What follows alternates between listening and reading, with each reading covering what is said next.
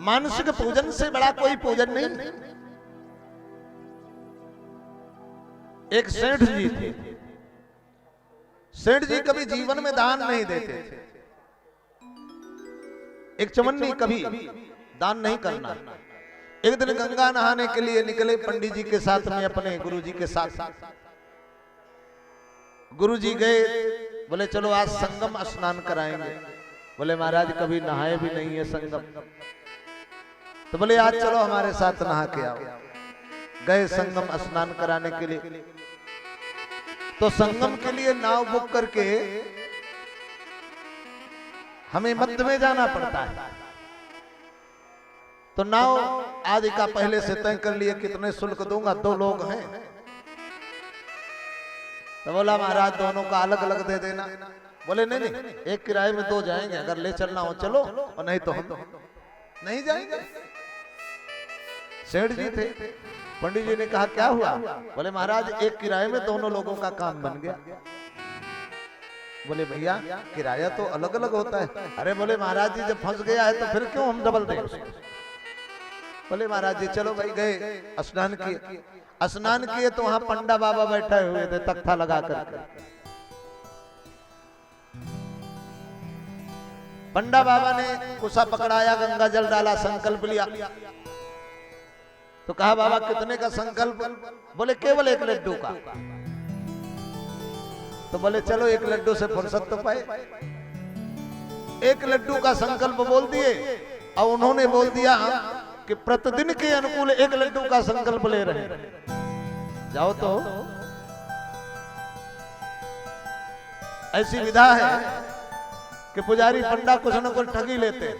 अब सेठ जी को जोड़े 365 दिन होता है, 365 लड्डू, इतने ग्राम का 1 लड्डू और 365 ग्राम दिन का लड्डू मिला करके 40 किलो लड्डू बना। 40 किलो लड्डू का इतना पैसा हुआ। अब सेठ जी के तो पसीने छूट गए थे, 1 लड्डू के चक्कर में इतना देना पड़ा। दिए किसी तरीके, चलो आज तो उद्धार हुए। अब गंगा जी के बीच में खड़े होकर संकल्प लिए, नहीं देंगे तो पाप लगेगा। अब सब जब आओ गंगा जी नहाने आते हो तो यहाँ के जो पुरोहित, वो पुरोहित गण संकल्प दिलवा देते हैं। और आपके गांव जाएंगे, वहां से आपके यहाँ से अनाज लेकर के आएंगे, आपको यहाँ देना नहीं है, ठोक के नहीं लाना। ऐसा होता है कि नहीं? अब फिर अगली साल लगा तो महाराज जी ने कहा कि सेठ जी चलना है। ना ना बाबा हम नहीं जाएंगे। क्यों? अरे बोले एक बार नहाए तो वहां इतने ठगे गए, अब जाएंगे ही नहीं गंगा जी नहाने। बोले ऐसा करो जहां कोई नहीं होगा वहां हम आप नहाएंगे। सेठ जी ने कहा देखो महाराज फंसाना मत मुझे, पिछली बार मैं फंसा तो अब नहीं फंसूंगा चाहे कुछ भी हो जाए। महाराज जी ने कहा कि नहीं नहीं, जहां तुम्हें सुविधा लगे हम वही नहाएंगे, लेकिन चलो। दोनों लोग फिर आ गए प्रयागराज।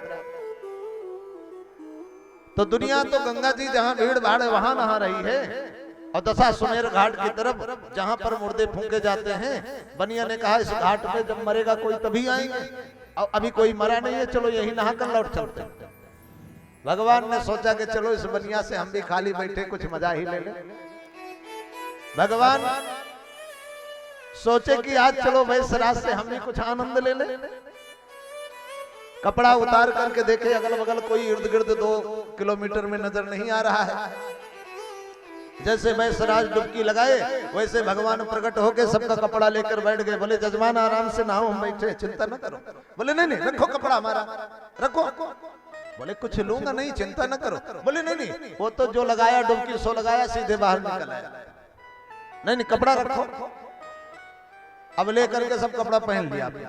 बताओ, शमशान भूमि को नहीं छोड़े, यहां तक भी आ गए।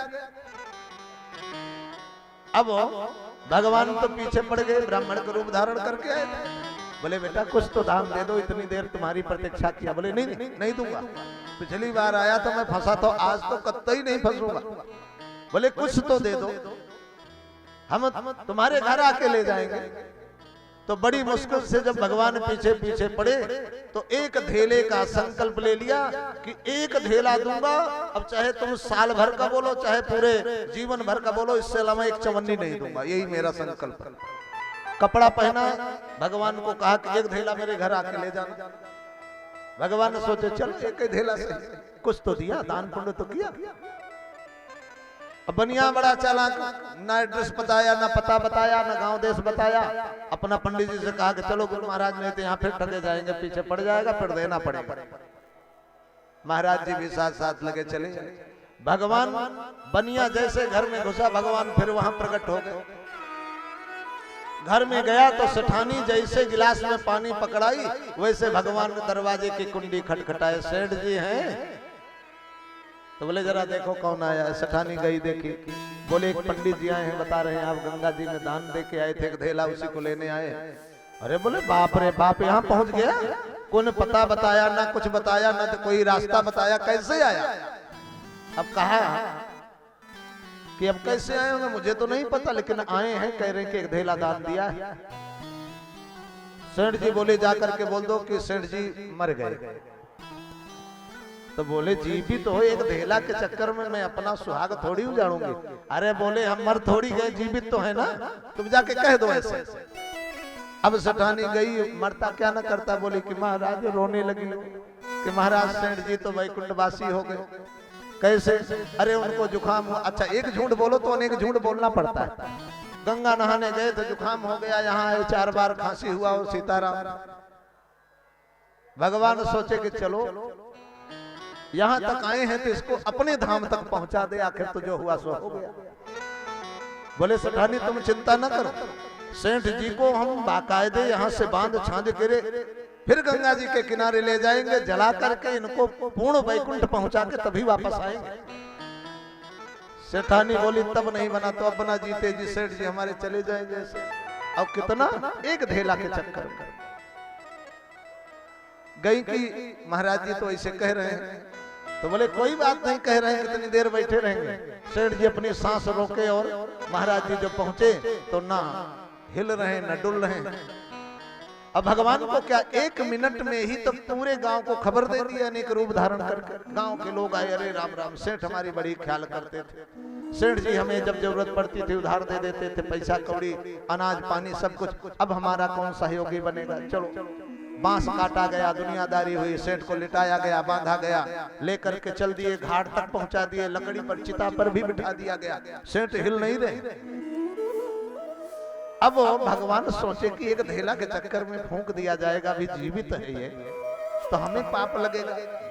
गांव वाले से बोले भैया एक मंत्र मैं जानता हूं, अगर कहो तो मैं कान में बोलूं, हो सकता है सेठ जीवित हो जाए। तो बोले बाबा अगर जानते हो तो बोल क्यों नहीं देते? भगवान कान में बोले सेठ जी जाओ, एक धेला माफ किया। सेठ जी उठकर बैठ गए, सही में महाराज जी।